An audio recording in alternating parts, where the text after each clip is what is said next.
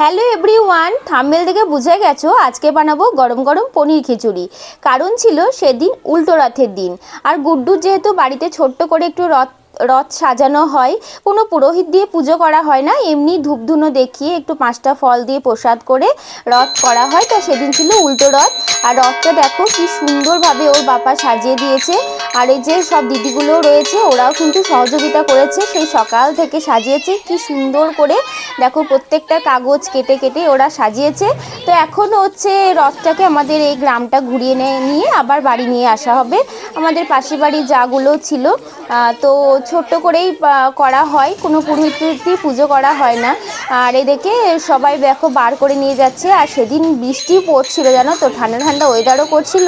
তো ভাবলাম যে রথের দিনে বৃষ্টি হয়েছিল, ঘোরাতে পারেনি। তো এই যে সবাই বার করে নিয়ে চলে যাচ্ছে, এই যে ওর পাপা এদিকে, আর এদিকে ওর দিদিগুলো, আর এদিকে সামনেও যে গুড্ডু আছে, তো নিয়ে যাচ্ছে। আমি আর যাইনি, আর আমি বাস থেকে দেখলাম। তো চলো এখন ওপরে যাব। আর এদিকে আমার পর্তুলিকা ফুলগুলো একবার দেখিয়ে দিলাম, দেখেছো কি সুন্দর করে ঘর আলো করে আছে। তো চলো এখন ওপরে গিয়ে খিচুড়ির প্রিপারেশন বানাবো। আর এই যে আমি সব কিছু তৈরি করে রেডি করে নিয়েছি। গোবিন্দভোগ চাল, মুগ ডাল, মুসুর ডাল। মুগ ডাল আর মুসুর ডালটা আমি একটু হালকা ভেজে নিয়েছিলাম যাতে ওই সেন্টটা আসে। তো তারপরে আমি ভালো করে ধুয়ে নিচ্ছি, একদম পরিষ্কার জল বের করে না অবধি ধুয়ে নেব। তারপরে দেখো গোবিন্দভোগ চালটাও ধুয়ে নিচ্ছি। গোবিন্দভোগ চালে একটু ধান ছিল, তো বেছে টেছে নিয়ে ভালো করে পরিষ্কার করে ধুয়ে নেব, একদম এই ঘোলা জলটা যতক্ষণ না বের না হচ্ছে।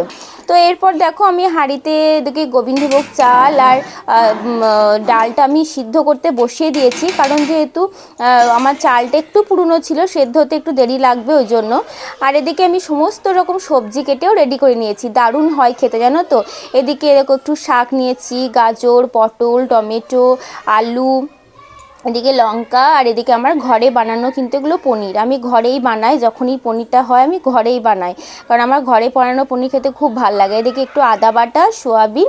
আর এইদিকে দেখো এখানে কাঁঠালের বীজ নিয়েছি, কারণ জানো কাঁঠালের বীজের প্রচুর উপকার আছে। তো আমি ভাবলাম যে রয়েছে যখন একটু খিচুড়িতে দিয়ে দিলে বেশ একটু মাখো মাখো হবে। আর এদিকে আমি সিদ্ধ করে নিয়েছিলাম কাঁঠালের বীজগুলো, ঠিক আছে।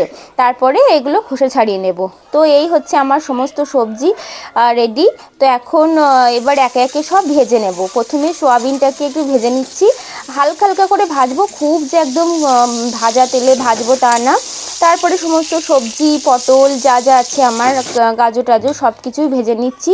আর এদিকে পনিরটাও আমার ভাজা হয়ে গেছে। আর এখন এই কাঁঠালের বীজগুলো, খোসাগুলো দেখো ছাড়িয়ে রেখে নিয়েছি। তারপরে এগুলো একটু হালকা তেলে নেড়ে নেব। সব কিছু নাড়লে কি হয়, খেতে টেস্টটা খুব সুন্দর আসে। আর এখানে আমি কিন্তু কোনো পেঁয়াজ বা রসুন ইউজ করি না খিচুড়িতে, আমি আদা বাটা দিয়েই করি। আর এদিকে দেখো তেলে একটু মশলা কষিয়ে নেব। ওইদিকে আমার তো চাল ডাল সবজি ফুটছে, আমি দিয়ে দিয়েছি। আর এদিকে মশলাটার জন্য আমি টমেটো আর লঙ্কা আর এদিকে আদা বাটাটা দিয়ে দিলাম। যেহেতু আমি কোনো পেঁয়াজ রসুন ইউজ করব না, একদম নিরামিষভাবেই হবে, সেদিন যেহেতু উল্টো রথের দিন ছিল। আর এমনিতেও খিচুড়িটা একটু পেঁয়াজ রসুনটা না দিলেও ভালো লাগে। হ্যাঁ, তারপরে দেখে এখানে জিরে গুঁড়ো, ধনে গুঁড়ো, যা যা গুঁড়ো মশলা, হলুদ গুঁড়ো, এরকম এগুলো সব দিয়ে ভালো করে কষিয়ে নেব, ঠিক আছে। এই যে হালকা ভালোভাবে অল্প আঁচে করে ভালো করে কষিয়ে কষিয়ে নেব। আর এদিকে দেখো আমি আর সয়াবিন, সবজি, কাঁঠালের বীজ, পনিরটা এখন দিইনি যেহেতু পনিরটা ভেঙে যাবে। না না সরি, পনিরটাও দিয়ে দিয়েছিলাম, ভুলে ভয়েস ওভার দিয়ে বুঝতে পারিনি। তো যাই হোক, এখন মশলাটা এবার দিয়ে দিলাম, যেহেতু অনেকটাই প্রায় হয়ে এসছে শেষের দিকে। তো এবার মশলাটা দিয়ে দেবো। কাঁচা গন্ধটা প্রথমে করে চলে গেছে, যেহেতু আমি ভালো করে কষিয়েছি। তো এখন এই যে জলটা দেখছো, এই জলটা থাকবে না, একদম মাখো মাখো হয়ে যাবে, এটা ফুটবে মশলার সাথে কিছুক্ষণ। তো এই যে সয়াবিন, পনির, সমস্ত সবজি দিয়ে ভালো করে আমি কষিয়ে নেব। এবার আমি 2-4টে কাঁচা লঙ্কাও দিয়ে দিচ্ছি, যেহেতু গুড্ডু খেতে পারে না খুব একটা ঝাল, ওই জন্য আমি লঙ্কা বাটা দিইনি। তাছাড়া তোমরা শুকনো লঙ্কা বাটাও দিতে পারো। আমি ওই 4-5টা মতন কাঁচা লঙ্কা ফাটিয়ে দিয়েছিলাম। এই দেখো শেষের দিকে প্রায় হয়ে এসছে। এবার ঘিটা তো দিতেই হবে, বলো, ম্যাগনেটারি, ঘি না দিলে খিচুড়ি ঠিক জমে না। তো এটা একদম ঘরের গাওয়া ঘি আমার মা দিয়েছে। তো ঘিটা দিয়ে আমি একদম ভালো করে নাড়িয়ে নিলাম, আর দেখো একদম মাখো মাখো হয়ে গেছে, আর যা সেন্টটা আসছিল না, দারুণ হয়েছিল।